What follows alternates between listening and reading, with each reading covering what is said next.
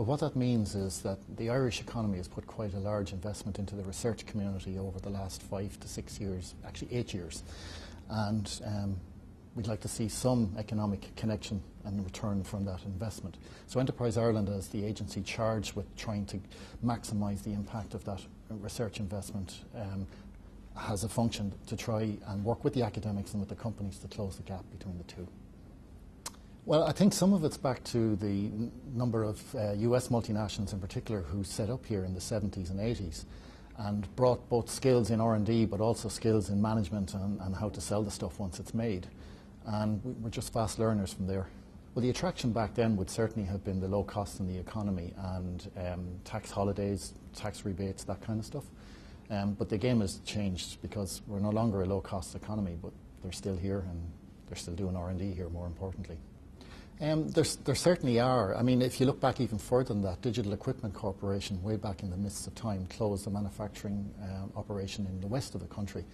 And we've now got more spin-outs from the guys who were made unemployed. In fact, we have a whole semiconductor design industry that didn't exist here before that time. So there are positives, and so far, if you look at the ones who have pulled out, I think Motorola would have closed the division. We now have the same employment in companies sparked by the guys being made unemployed at that time. Well, there's a great connection actually between the colleges and the industry we have here.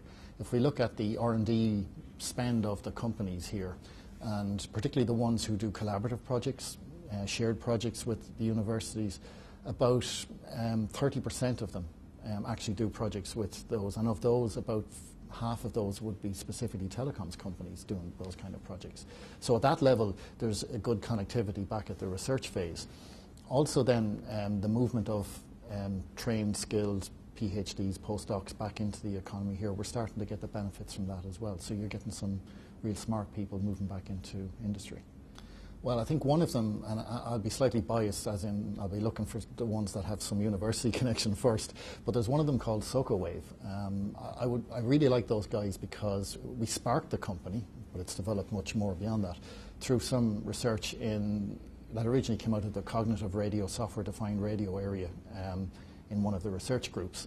And they've taken an early version of that and managed to translate it into some interesting offerings around the cellular tower areas. So that would be one. A second one would be a company called Haystack, which is actually an academic entrepreneur, and it's his second time round. And the first time he had a really good exit, sold to an Israeli company about 1.5 years ago, and it's in the search area. Third, I would have to say, again, another spin-out called Feed Henry, which has a development environment for apps that I think is pretty good, pretty neat. In fact, there's a whole organised community of app developers here. It's an interesting space for us to be because I suppose more traditional models going back 10 years ago would have been kind of trying to deal with medium to large enterprises and support them.